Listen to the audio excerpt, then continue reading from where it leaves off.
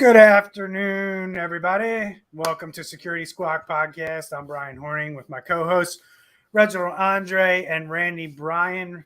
Andre's down in Miami with Arc Solvers IT, and Randy is somewhere in Texas at Tech Rescue. I'm up here in the Northeast in Philly, and we're here to bring you some education and news around cybersecurity. We got some good things to talk about this week. We're going to start off the show reviewing some, what are we going to talk about today? We're going to talk about a little bit of the T-Mobile stuff, a little bit about what's going on with Microsoft Azure, and then we're going to talk about some stuff that we dug up that it's kind of in the news, but not really, around some government entities that are having a little bit of a problem around cybersecurity. But before we get into that, remember, we're here, we volunteer our time and our efforts and our knowledge for this content and this show. So if you could just remember to like our podcast on any platform that you download this from and share it out on your social media. Spread the word, spread the good word that we're here educating people and making them aware of what's going on with cybersecurity. Because quite frankly, this is going to become part of your lives no matter where you go. This is going to affect everybody at some point in time. And our hope is that we can get that word out there ahead of kind of what we know that goes on behind the scenes that we deal with on a daily basis that the average bear might not know. So, gentlemen, welcome to the show. I know the two of you were recently together somewhere in Texas.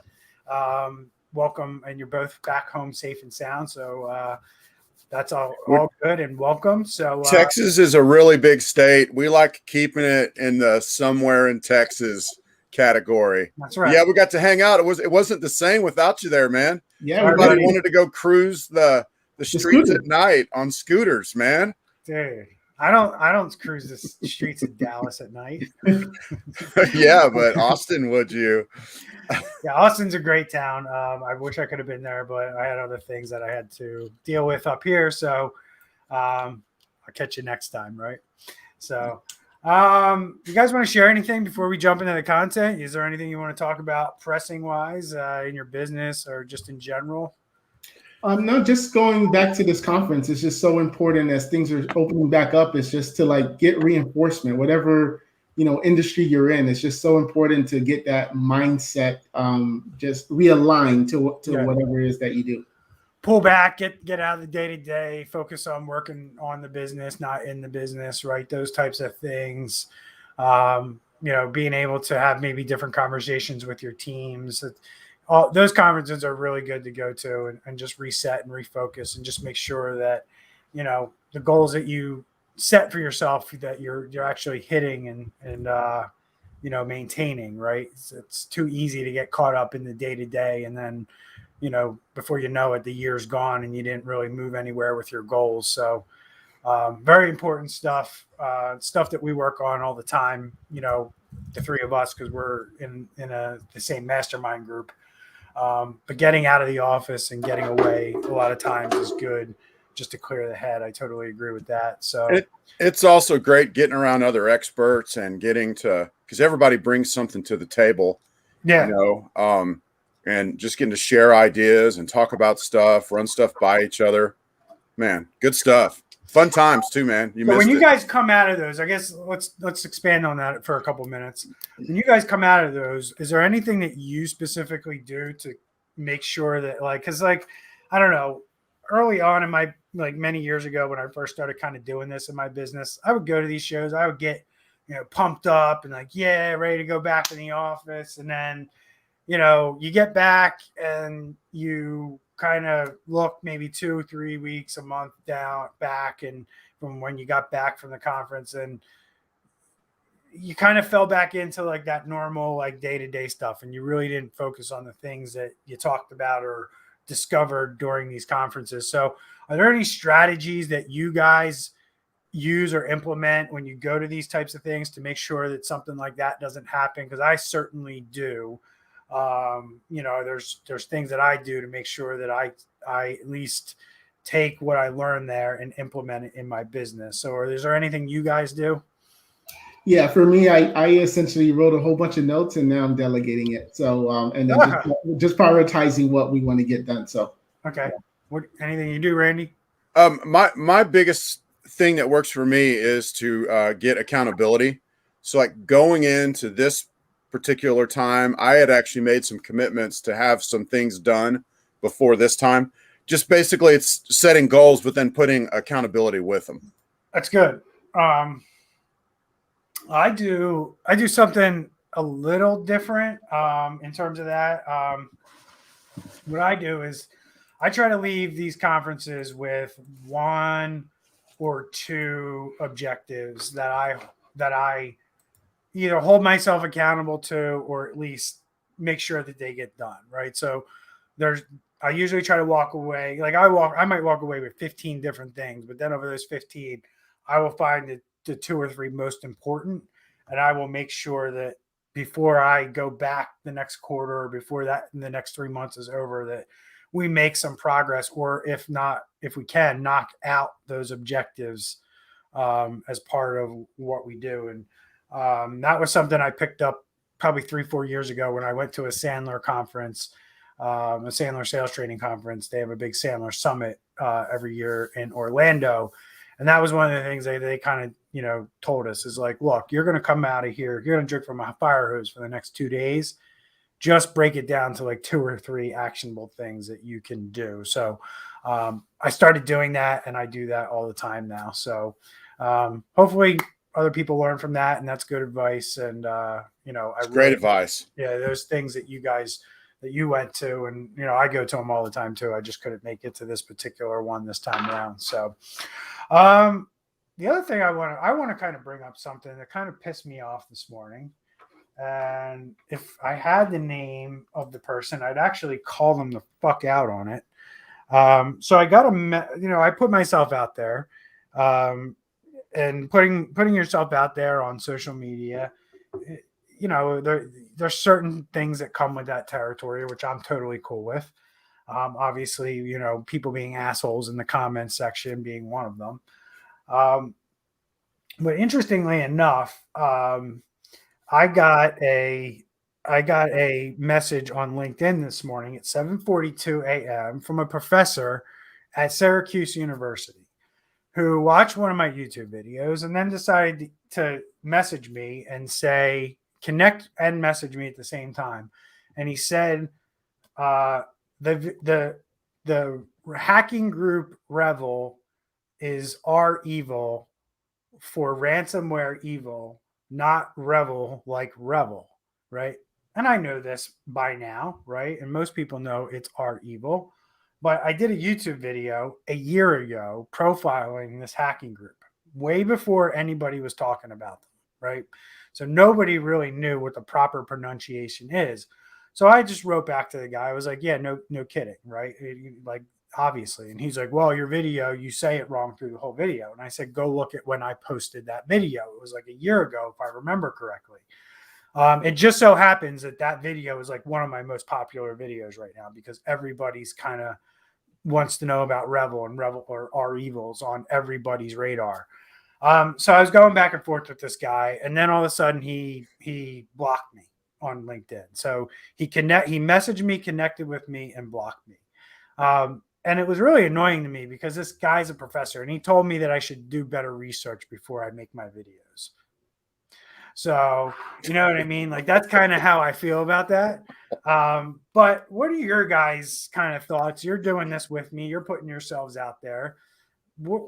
Like, is this something where you just look at it like I did and go, screw you and move on? Or how would you guys handle this in terms of like, because I think this is a lot of why people don't put out content because they're afraid of douchebags like that. What are your guys' thoughts on that? I mean, it can be a little disconcerting. It can be a little upsetting. It ruffled your feathers a little bit. Yep. It does come with the territory, though. There's always going to be haters. They say haters going to hate. I mean, that's really true. And I mean, the best you can do is just reply back. I typically, if I can, try to reply back in a disarming way. Sometimes that helps. Sometimes it doesn't. It's just, I don't know. I don't expect it to ever go away. It's interesting though, right? I mean, it's just interesting. What are your thoughts, Randy or Andre? Yeah, I haven't experienced that yet. But if it was me, I wouldn't give it enough time. I would just blow it off and move on. Yeah, and I think that's the point, and I handled it the same way. So I don't want anyone here who watches my YouTube channel or listens to this podcast to think that we don't get hate. And quite frankly, we're not, like, compared to where we're going to be in 2 or 3 years, we're not, as popular as I think, we're going to be one day, which we're going to get probably a lot more hate, then. But it's interesting. It's amazing to me that an actual, like, it wasn't hard for me to find this guy's email on Syracuse's website, and I emailed him. But it's interesting, and it's one of those things that I got to say to people, like, don't be afraid to speak your mind, speak your message, put your message out there, go on social media, because of fear of people like that. You just learn how to deal with them. But it's a shame that those people exist, quite frankly. So, but that's it. So let's jump into the content for today.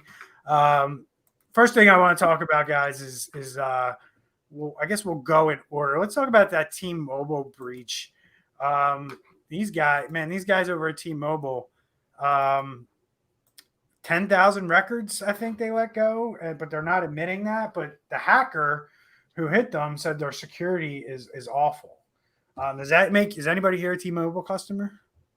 Yeah, we have the business lines with T-Mobile. Yes. So then perfect. How does this make you feel as a T-Mobile customer? And actually, this really didn't affect T-Mobile customers. This affected anybody who's applied for a T-Mobile account.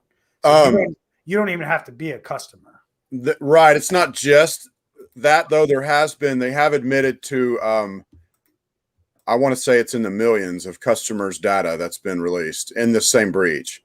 This article may not mention it specifically, but there's been a lot more than just people that applied for credit checks or whatever. So, and we're on T-Mobile also, and it's disconcerting, but there's also things you can do to protect yourself. And they are offering a free McAfee ID, monitoring thing. But bottom line, really, the gist of this article is the most disturbing thing of it all, because your data is going to get breached. Your email is going to get breached. Not your email, but your email address is going to get leaked on the dark web. Your passwords are going to get leaked on the dark web. I mean, that's just part of life, in 2021. But the disturbing part of this article is the title. Yeah. So, like, he got in through it, what it looks like he was able to use a popular cracking tool to break through a router. And that's about all I know about it. So I don't have any specifics. So that leads me to believe that either they were using a router that was not properly patched, or they were using a router that was deprecated or legacy. Right. And that had a vulnerability that this guy was able to exploit, because he's clearly saying, like, he didn't do anything special. Their security is awful, which means it was really easy for him to get in. Like, he didn't have to do much. Ready available tool to find exposed router could have been Shodan, quite frankly, and took a week to delve through customer data stored in a data center near East Wenatchee, Washington. So what else do you guys know about this besides what's covered in this article? So, Andre. So for one thing, they're saying it's about 50 million customers or people that applied that are affected by this. But to give you an idea, they have approximately 104 million subscribers. So it's a big percentage base of their clients. And as Randy says, they're offering, a credit monitoring and things like that. And it's so interesting is because this incident is so big, and they don't know every single person that is affected, that you can essentially go on their website and they won't even verify if you've ever had an account or associated. They're just giving it away basically for 2 years, the credit monitoring. So that was one thing. It's just super sad because this is, I believe, the third or fourth time since 2017 that they've been on the news because they've had some type of breach. Yeah. So as a customer of T-Mobile, are you thinking about moving away from them as a result of this? Like what would the action be as a customer, since you are a customer? What are you thinking here? I mean, oh yeah, for me, I mean, it's a good price that they give us actually. So, but unfortunately, no, I'm not going to move. I mean, the damage is done, and who's to say AT&T? I mean, hey, AT&T was on the news also. I don't know if it was their mobile division or their internet, but nevertheless, it's like it's going to happen, unfortunately, man. Well, the reason I ask is because as we were talking about this, I think about Cognizant Technology, which is an a very large MSP, publicly traded. They do billions of dollars in revenue. They were hit with ransomware, just like Accenture was. And Accenture is out there going, "Oh, it was a minimal impact." They're trying to downplay it. But if you take a look at what happened to this company, the attrition, the customers that are leaving Cognizant is that it's blowing them away. It's causing them to lose millions and millions of dollars in revenue. Yesterday, they reported their earnings and they underperformed and their stock fell. So customers are leaving when these companies get attacked. And Accenture is going to feel the same heat that Cognizant did, in my opinion, even though they're trying to do their best to put lipstick on a pig, so to speak. Like I don't know, Andre. I'd be leaving if I were you. At least be looking elsewhere. But if it was, yeah, for me, if it was my in our case, our PSA, our tool that we're using to manage our customers or something, I would definitely, like we had the Kaseya, and if I was in Kaseya and I can get out that contract, I definitely would. But in this case, I'm not. So before we move on, there's some things you got to do though, because they've said that IMEI numbers have been leaked, which IMEI numbers are the specific identity basically of your phone, which could allow hackers to call in and say, "Oh, hey, this is Andre, and I lost my SIM card in a boating accident. Can you please send me a new SIM card? Here's my IMEI." And also I read that some customer pins were released. So if you've got the same pin at like 20 different accounts, you got to go out and change that now. So the things you got to do, go change your pin everywhere. You can call T-Mobile or get on T-Mobile.com. You can lock your account to where it can't be SIM jacked, basically.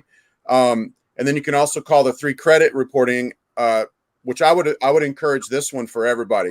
Call the 3 credit reporting agencies and lock down your credit to a PIN. Basically, no new credit will be issued in your name. And then when you want to open it, the government gives them an hour. So you can go in with your PIN. They have up to an hour by law. They can open up your credit. You can, you apply for a new car or whatever, and then you can go back in and close it down.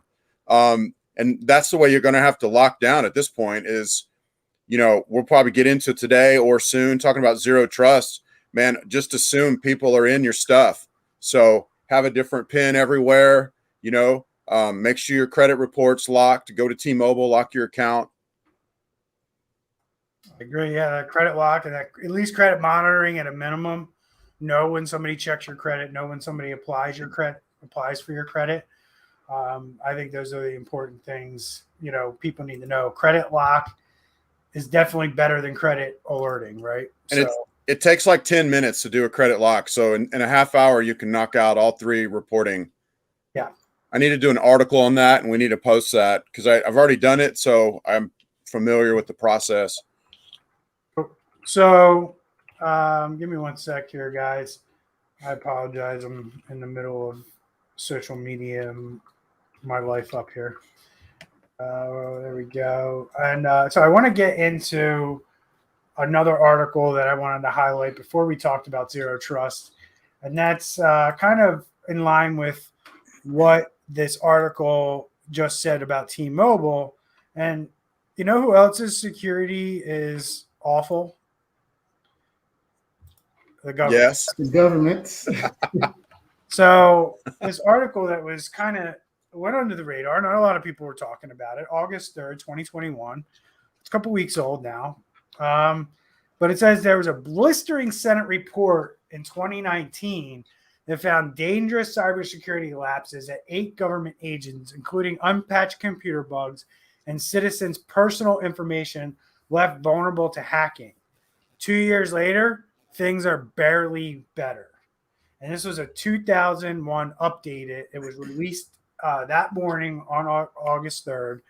And the Senate Homeland Security Committee found 7 of the 8 agencies had made only minimal improvements during the past 2 years. And only the Department of Homeland Security, which includes the government's lead cybersecurity agency, is doing substantially better. So I know when I brought this to you guys, your attention earlier today, you guys didn't seem to be aware of it. So I want to kind of get your reaction based on the fact that you guys weren't in tune to this. Like, Andre, what's your initial reaction when you saw this? I mean, when I looked it up, the Homeland Security budget is $2.1 billion a year. And who knows how many employees they have if that's public records. But I mean, like, what is the government doing with our money? What is T-Mobile doing with our money? Like, when it comes to like securing us, and is that just like something on the back burner, and is Russian roulette? Like, I don't know. I'm disappointed for, you know. Yeah, you know what? The funny thing is like, I know how woefully bad people don't understand what a cybersecurity budget needs to really be. I mean, I see a lot of boats out there. And it's like, wow, there's a lot of boats out here. And I know boats aren't cheap, right? And you know what I'm talking about, Andre. You're living the boat capital of the world, for God's sakes. Yeah. And like, you know, even up here in Jersey, there's a ton of boats. And these things aren't cheap. They're not cheap to buy. They're not cheap to maintain. But there's a lot of them out there. So it's funny how, you know, these businesses, these companies, these executives, not for nothing, I know a major Kaseya executive who has a big, beautiful boat. You know, where is this money going? Like, are we taking the money home and having fun and, you know, buying boats and using our money as fun tickets? Are we taking cybersecurity as seriously as we need to? I don't think we are. Randy, where are your thoughts at on this? So honestly, this makes my blood boil, because it's the responsibility, and it's because of elected officials. So I guess it boils down and back to us, because we're the people that elected them. And I know that you've got this whole area of the government that's not elected. You know, they're assigned and hired and this and that. But it makes my blood boil. And you know, there's nothing wrong with owning a boat or, you know, or whatever. But you're right, man. I've talked to business owners who've said, you know, we can't afford cybersecurity. And then, you know, they're driving around in like $100,000 SUV. I mean, and nothing's wrong with the $100,000 SUV, but you just can't afford because you don't want to spend the money on it. And then, you know, the government is, I don't want to get off into politics or whatever, but, you know, the government's got a long and inglorious history of wasting money and, you know, spending $900 on a commode and $800 on a wrench and this and that. And, but really, I mean, bottom line, all that aside, it's freaking unexcusable. The first report was 2 years ago, and the follow-up report was just now. And the only one who's even done anything about it is the Department of Homeland Security, with which, you know, that includes the cybersecurity arm of the government. So hopefully they're doing well, but the other 7 agencies and arms they looked into weren't. So it's inexcusable, really. Yeah. So I'm just going to kind of cover what's up on the screen here real quick, because I think it's important to uncover this stuff for not only, you know, our community, but the whole entire country. And people need to understand what the hell is going on out there and how bad not only most IT companies are asleep at the wheel, but how bad your government's asleep at the wheel. And I talk to a lot of people, and a lot of people put blind faith into the fact that the government's doing the right thing, and that, like, you know, just because you work at the Department of State or because you work at NSA doesn't mean you're like some super genius hacker, right? Or some super genius security guy. You can't put faith in the fact that you know somebody who works there, you're friends with somebody, or the customers of your bank. And that makes you have better security than maybe what's out there, right? So this article goes on to say that the report is chock full of disturbing anecdotes. During a hacking exercise, investigators were able to access hundreds of documents containing people's PII from the Department of Education, including 200 credit card numbers. So Security Administration wasn't sufficiently protecting people's personal information and still hadn't implemented computer security requirements that were mandated in 2015. The State Department employees had left the agency for substantial periods of time, but the department hadn't deactivated their accounts. I mean, cybersecurity 101, stuff that we go in and uncover all the time in businesses and tell them you can't be doing this stuff. Yet our own government, who has basically unlimited resources, still is being lazy and can't get this right. Department of Transportation Inspector General found nearly 15,000 IT devices, including more than 7,000 phones that were being used by employees and contractors for which the department had no record. Right? Probably had email on it, files, communication, text messages, and the government didn't even know that these things existed in their environment. Right? That's step one in NIST, identify, right? Identify what you have, right? So disturbing, unbelievable. I don't know. There's not much else to say about this. So there's actually three things that came to my mind here, right? So are they incompetent? They just don't know better? Is it that they're not responsible in the sense that they know that they're government employees and they're up the ladder and it's impossible to fire them? Or is it that they honestly just can't protect it? Like they're just doing their best, but the bad guys only has to be right once and that's it. Like, so which one do you guys think? Or unless there's another one that you want to put to the list? I mean, it's a lot of things that you just said in that list. I mean, I don't know. And I would take it on a case by case basis. I'm not the kind of person to just say, well, the whole Department of Transportation is incompetent, but they have 15,000 IT devices that they don't even have a record of. So, and there's just this whole idea I saw, and this is on a tiny tangent, but I saw an interview with a government official. Somebody in the press brought up, what about the $800 wrench? And they said, well, our goal is just to spend the money because it helps the economy. Well, you can't have that kind of mentality when it comes to cybersecurity and buy everybody a computer and buy everybody a phone and spending all the bailout money and the all this and that and not have record of it. Like Bryan said, that's like step number one, identify. Yeah, I'm just going to chalk it up to incompetence, and I'll leave it at that. That's why I left the government 17 years ago. So, incompetence, we'll call it that. And we need to be better. We just need to be better. We need to take it more seriously. So, all right, boys.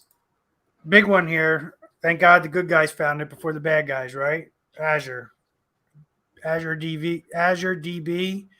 What was it called? Chaos or Cosmos DB. Hey, say it right, or someone's going to be. The guy from Syracuse is going to yell at me. It's Cosmos DB, and this database is basically the database for Azure if you're in the cloud. Obviously known as the NoSQL database. There was a security researcher out of Israel. I think the company's name was Wiz. Disclosed this to Microsoft in early August, but there was a piece of this, a new feature with this database that basically allowed developers to do certain things with the database using this new tool. The name of it is not coming to me right. Jupyter, that's it. Jupyter Notebook. Jupyter Notebook was not enabled by default, but as of I think January 2021, they enabled this feature by default on all Azure accounts. And when they did that, this flaw being out there exposed all of every single Azure Cosmo DB instance to the Every single one. And you didn't need any kind of, you didn't even need to be basically logged into it to get read, write, create, and delete access to the database. You could basically have deleted somebody's whole entire database if you figured this out. And like I said, luckily enough, the good guys found this, disclosed it, and it was patched before the bad guys did. But Microsoft is coming out and saying, we really don't know if this was being actively exploited before Wiz came to us. So you need to assume that you were breached and you need to go into your incident response. So now here we go. We have 3,300 companies that now need to go into an incident response plan for their Azure instance. What percentage of those 3,300 companies do you think actually have an incident response plan ready to go? 1%. Yeah, I would say that's probably about right. So the rest of them are just going to wing it and hope they have the logs and hope Microsoft can maybe help them out to figure things out. But we're talking to companies like Liberty Mutual Insurance, Coca-Cola, Walgreens, which Walgreens basically said they use it for their prescriptions to get prescriptions processed. Who else did I see? I forget who else were one of the other companies that were on it, but I'll think of it. Andre, what do you know about this? What are your thoughts on it? You know, it goes back to the 1% that we're talking about, because now this becomes the lazy factor. You know, an IT company that may have, an IT, engineer or team knows about this, and they're just going to just hope that Microsoft fixes it, not actually investigate it more, because they don't want to lose their weekend. Yep.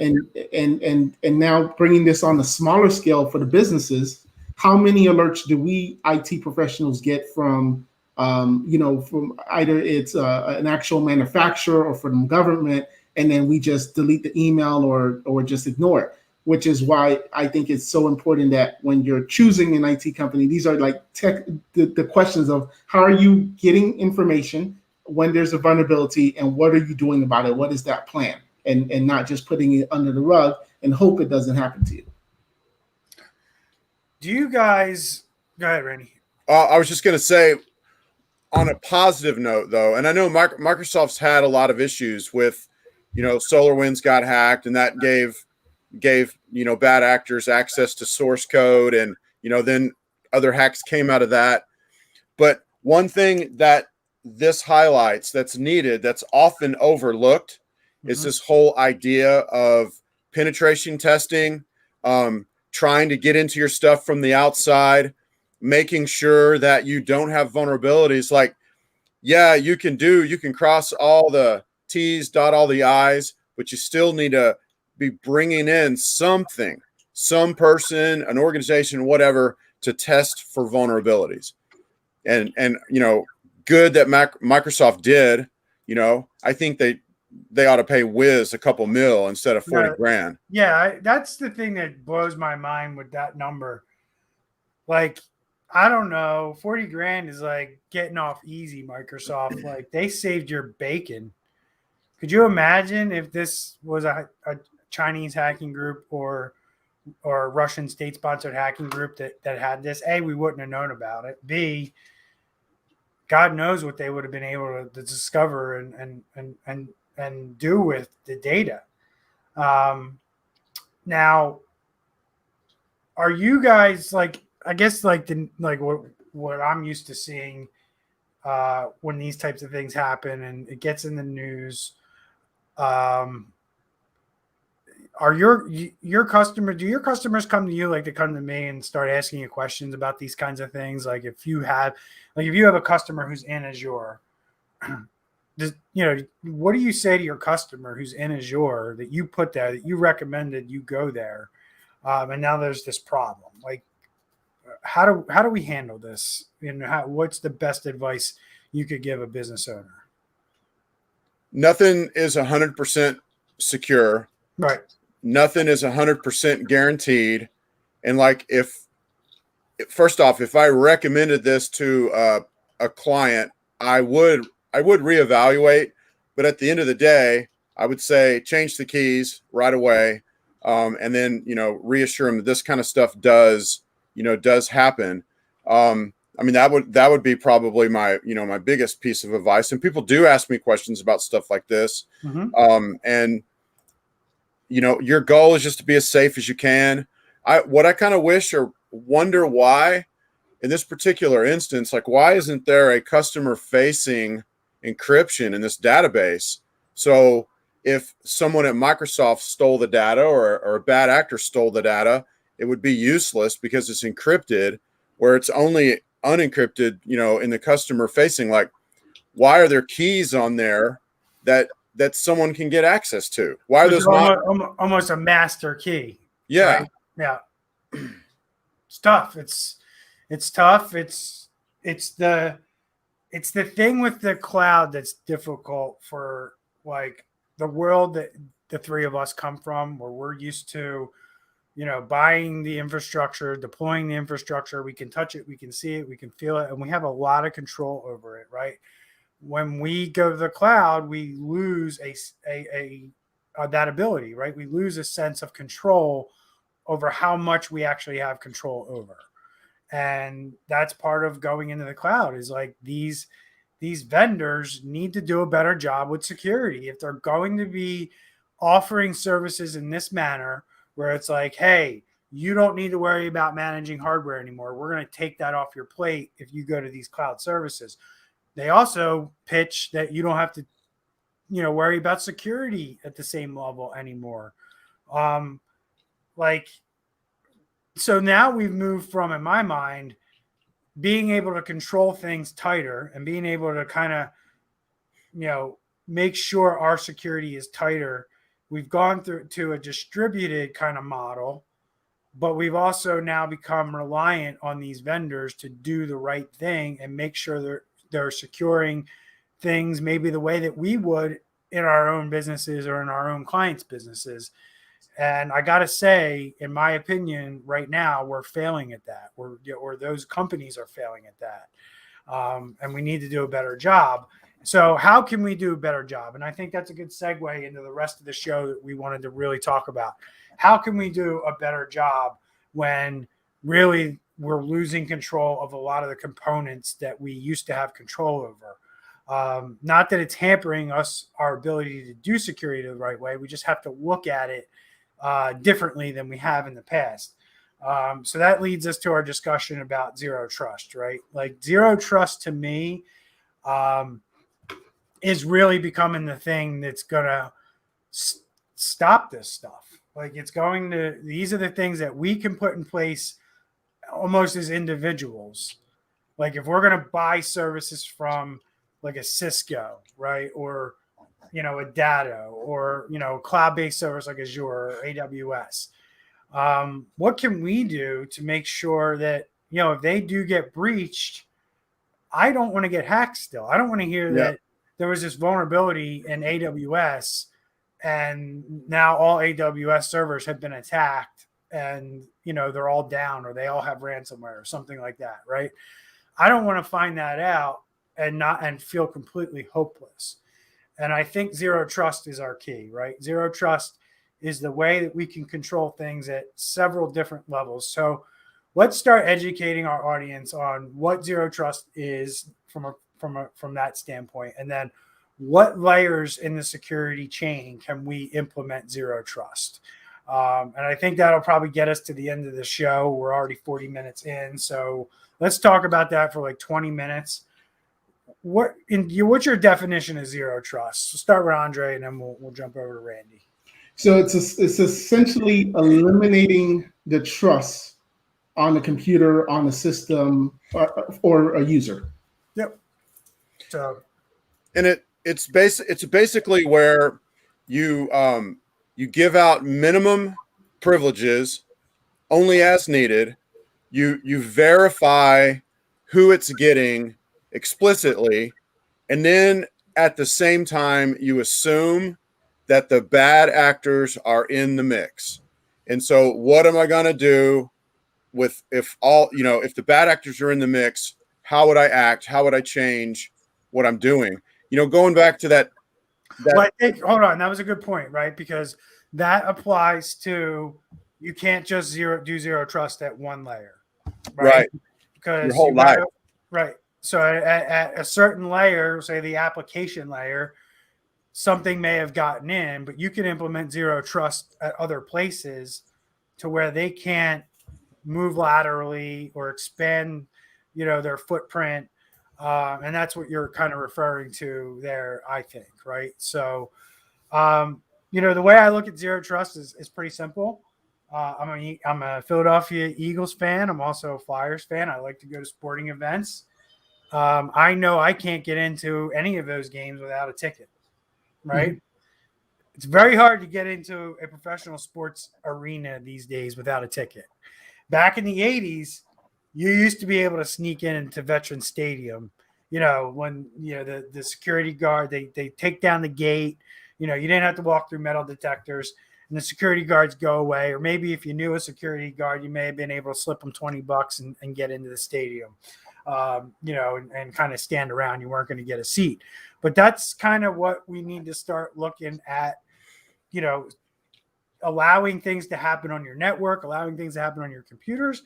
Do you have a ticket to be here? Kind of like checking it. Do you have a ticket to be here? No, you don't. All right. You can't move any further. And that's kind of, the best analogy I can give for zero trust. So, well, to put it like in kind of layman terms, like old school IT would be like you have a house and either the front door is locked or you have a wall around it to keep everything out.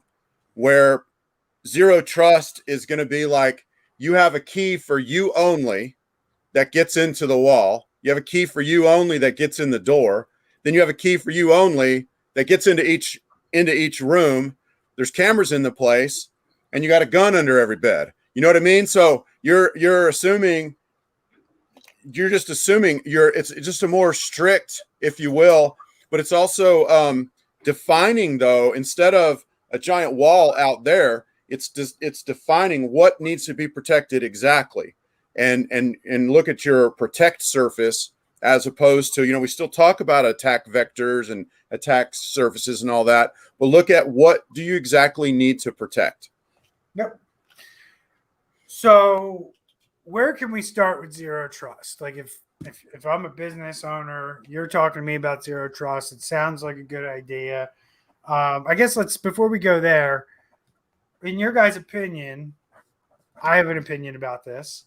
Something like the Kaseya breach that happened over the 4th of July weekend, would zero trust have prevented like an MSP's customers from getting ransomware if, say, application or a process zero trust was in place? In your opinion? The tool that we use for zero trust, they said that it would have prevented it on the end user's end, on the customer's computers. Yes, correct, right. So, like, this is the point I'm trying to make with businesses now, is that if you're concerned that your MSP or your IT it could potentially get hacked, you're worried, because I'm sure if you were a business that was the client of somebody who was affected by the Kaseya hack, you were probably told there was nothing we could do, right? They took over our tool, everything was deployed, but the reality of it is there was something you could do. You could have implemented process-based zero trust. And I'm not going to get technical on what that is. If you have a question about it, you can reach out to us or you can ask your IT professional. They should be able to educate you on what it is.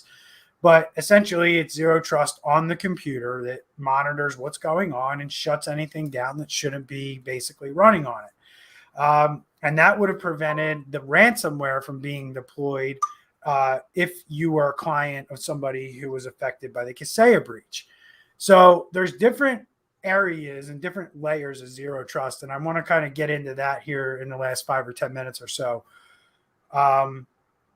Let's start, I guess, with where zero trust has been around kind of forever in my mind. It's just a matter of whether you configure it or not, and that's at the network level. Mm-hmm. What happens at the network level when zero trust? And let's get into like a business owner's perspective of what zero trust is. What are the pitfalls? What are the cons of going to a network-based zero trust?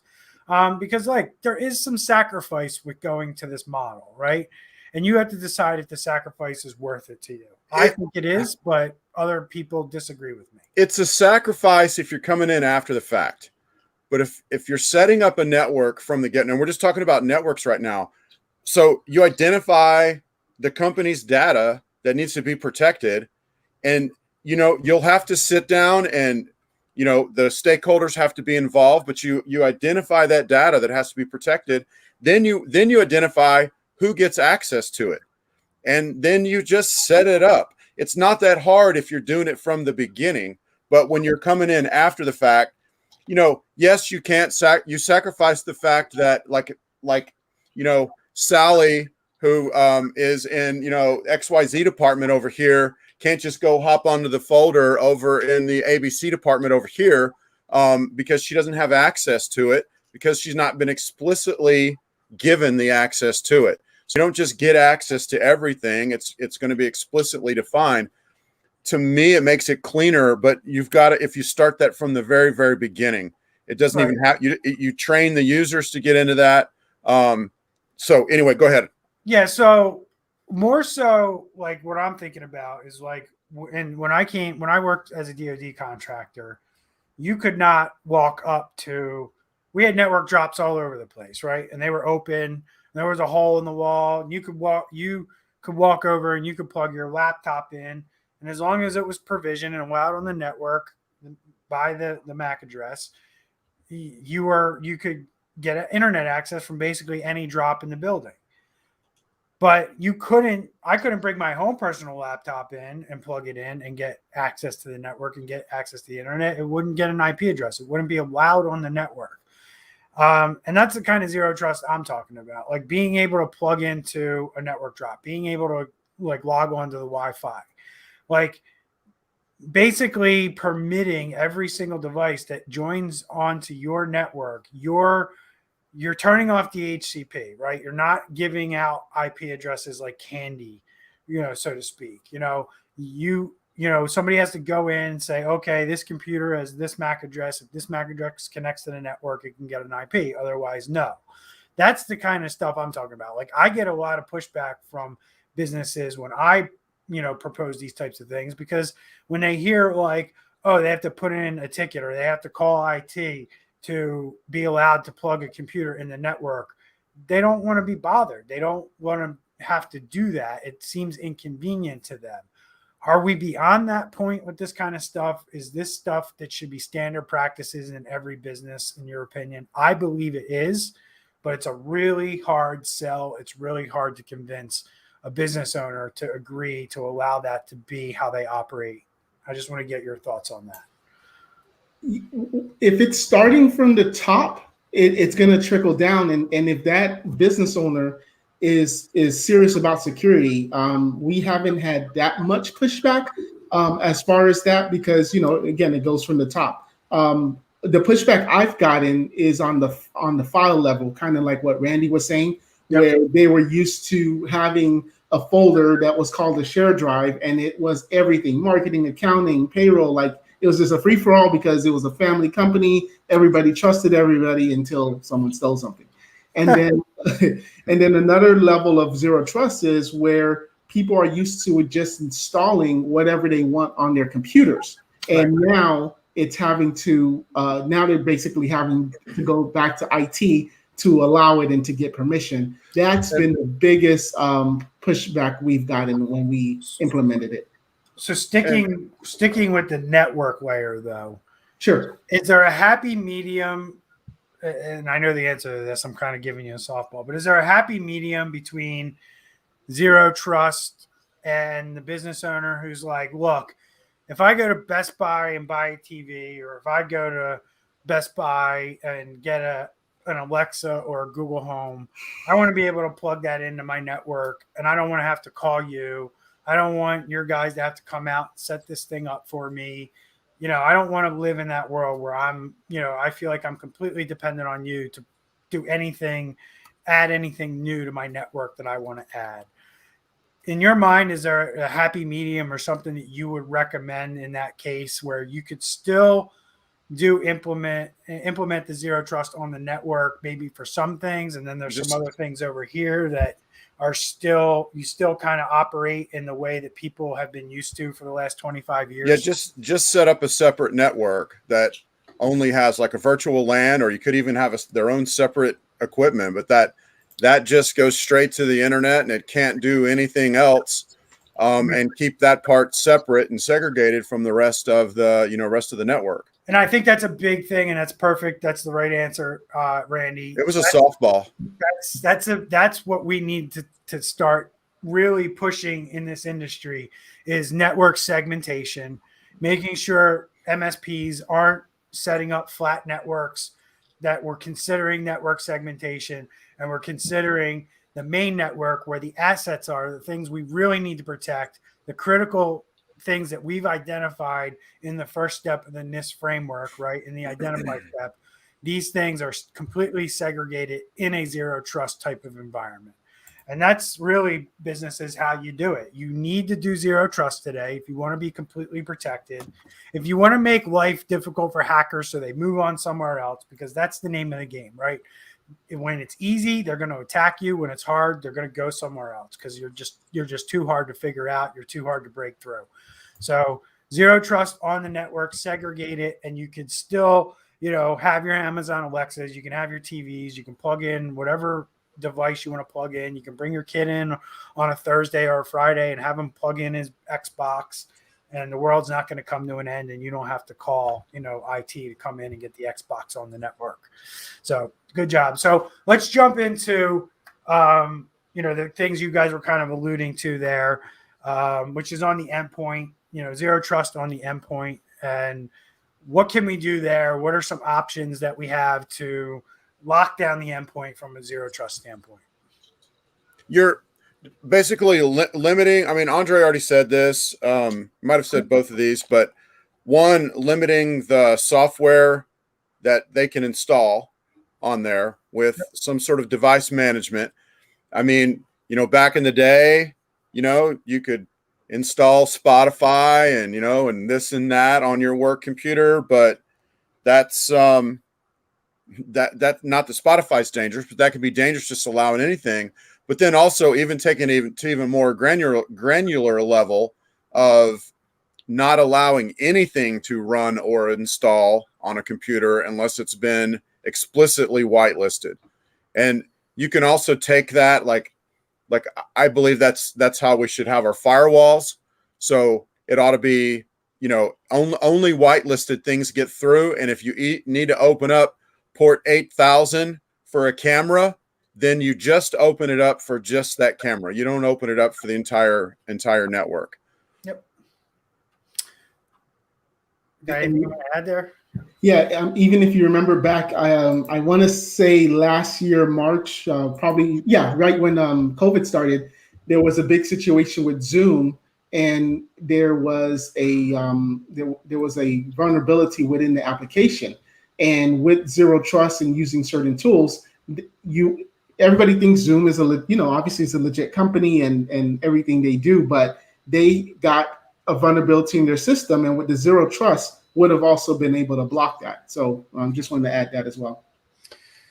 So we have zero trust on the endpoint, basically for application installations, right? And then we have zero trust technology for basically, if you're not familiar with, I got to imagine that anybody that's used computers for any period of time knows what Task Manager is, right? Knows how to get the Task Manager, knows how to kill those things that come up on the screen. Well, those things that come up on the screen are known as processes, right? And we have process-based zero trust available today. And why that's really slick and really nice is ransomware is a process that needs to run on your computer. So if you have zero trust process application in place, not application zero trust, but process-based zero trust, you can tell the system, these are the processes that are allowed to run on this system, and if any other process tries to run, don't let it run, and it won't run, right? So if ransomware tries to run and this is installed on your computer and it's actively looking for processes and it says that is a process that is not in my allowed list, you are not allowed to run. and it won't let it run, and you will not get ransomware. And that's pretty much how it works. And I'm not familiar with really anything that can circumvent that, because everything that runs in Windows is a process. So unless you get processless ransomware, which I don't believe exists yet, it may exist in some forms of ransomware when you're talking about VMware types of exploits. But outside of that, I think you still need it to be a process to run on a Windows system and encrypt the files on a Windows system. So process-based zero trust, I don't know.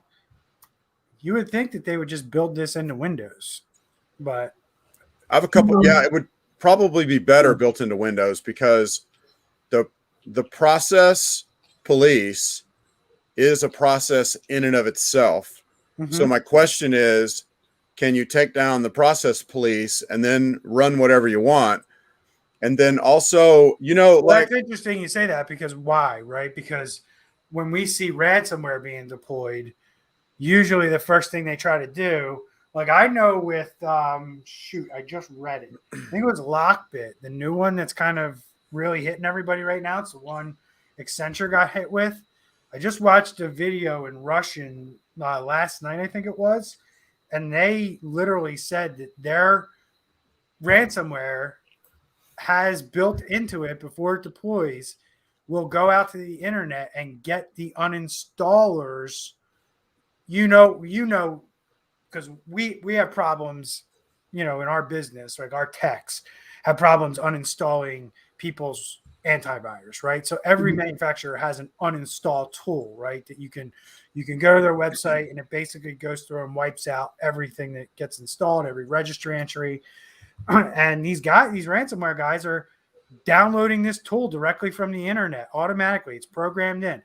What it looks and says, okay, what antivirus is installed? Okay, it's Kaspersky. Okay, go get Kaspersky's uninstall tool. It runs first, and the only thing that will prevent that antivirus from being uninstalled is if you were diligent enough to put a password on that uninstall, because most antivirus has the ability to have an uninstall password.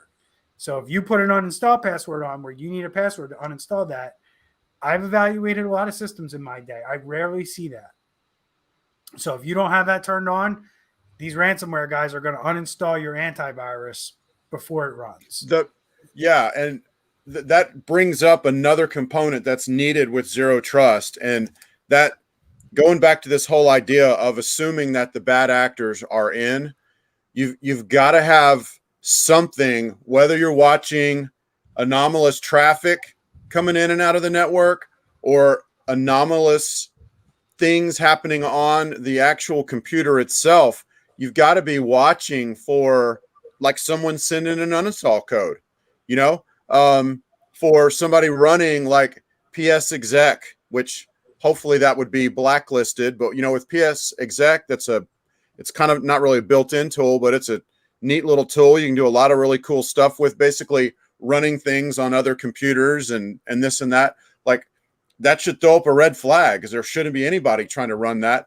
But, and you want to have hurdles, and you want to have it segmented, and you want to have it layered. So if someone comes in and has a way to kill off the process police, well, that in and of itself ought to be noticed by something, that just happened.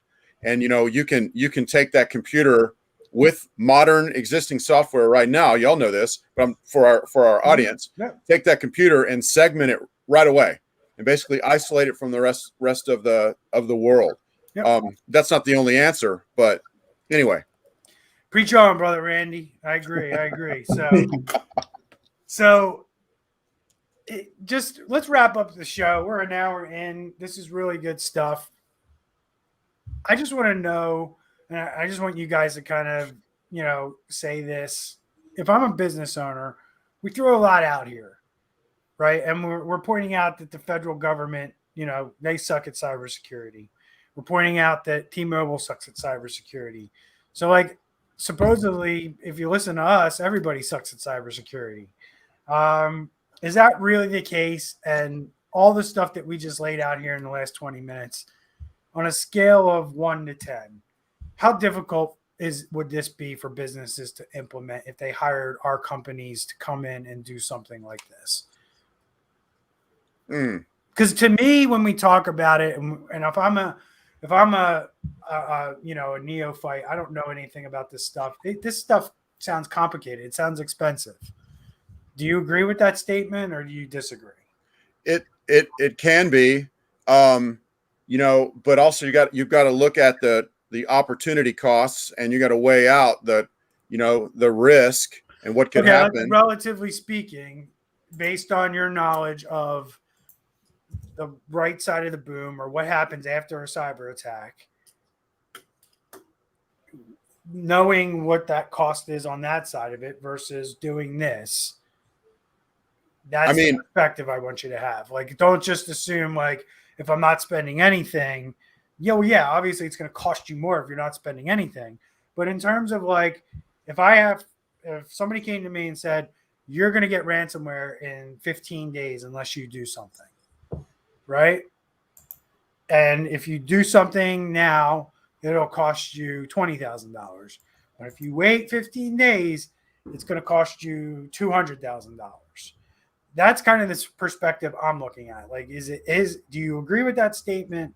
And do we really think, should a business owner feel like this is something difficult or almost impossible to achieve or realize in their business? Because I don't. I look at this as like a 2 out of 10. Like, this is something every business can do if it's done properly. But businesses, for whatever reason, are choosing not to do it. So, agree, disagree? What do you think? Well, since you're the hockey fan, the analogy I'm going to give is, you can go on the ring with no equipment, and you're going to get beat up bad, or you're going to fall on your elbows, and your elbows are going to be hurting bad. Yeah, right. Yeah. Or you can go on the ring with all the pad that you need, and you may still fall, but it's going the impact is going to be much less, or it may even protect you all the way. Great analogy. I don't even know if I want you to talk, Randy. I'll do it quick. But it's not also, you can't just look at the monetary value, because you may pay, I would say if you could do it now for 20, it's probably going to cost you $500,000 for a ransomware, with your downtime, your money you have to spend. I mean, we're talking a lot more, but then also you could literally lose the business because your cash flow could stop, cause it to tank. Your reputation could tank. There's a lot of things. There's a lot of other things that don't have a monetary value, where it's just so much easier. And literally 80% of what we've talked about in the last 25 minutes, the three of us could roll out with scripts on networks that we manage and get them 80% there by the end of the day. Sure. I mean, so, it's not, now the other 20%, a little harder. That's where you start getting into stuff people don't want to deal with sometimes. But let's just be frank, right? We all know where our businesses are at. We don't have to publicize it here, but you're not going to, you're going to look, if you're not properly spending enough money on cybersecurity, I'm trying to find the right words here, but if you're not properly spending the right dollar amount on cybersecurity and your IT support in your business today, like, let's just say you look at the check you write, or you look at your budget for IT, divide that by, you take your annual budget, divide that by 12, and then divide that number by the number of employees you have, that you have like a per employee or a seat price, right? If you're south, meaning less than $100 per employee, you're going to look at what we have to offer as expensive, right? Because you're used to paying substandard prices and getting substandard support in your business, right? But if you're paying market value, where you're north of $100 a seat, maybe even closer to $200 a seat or higher, that's where you should be realistically, just to break it to you if you've never heard that before. It's not going to seem expensive to you. So at that point, it's just hiring the right people who have the knowledge and ability to do it. So I guess I just wanted to paint that perspective, because we know that IT pricing is all over the map, and somebody's perspective around what it costs is who might be over here versus another guy who's over here. So we're about an hour and 5 in, guys. I'm going to wrap up the show. Great job. I think it's really valuable information for people to know and listen to and hear. Remember to share out our podcast to your friends and family. Rate us on the iTunes and wherever else they let you rate us. We are on Audible. We're in Amazon. I see it's all over the place now. Just search Security Squawk Podcast. We pretty much come up everywhere. Any last words you guys want to throw out there before we head out? I already dropped my mic earlier, so I'm going to keep it buddy. That's right. Same here. Any of you got hurricanes coming your way? Yeah, we got one coming up into Mississippi. We're going to get some good rain and stuff from. So good luck. Stay safe. Make sure you have your disaster recovery plan on file. So, all right, guys. I'll see y'all next week. Have a good weekend. All right. Take care, everyone. Thank you.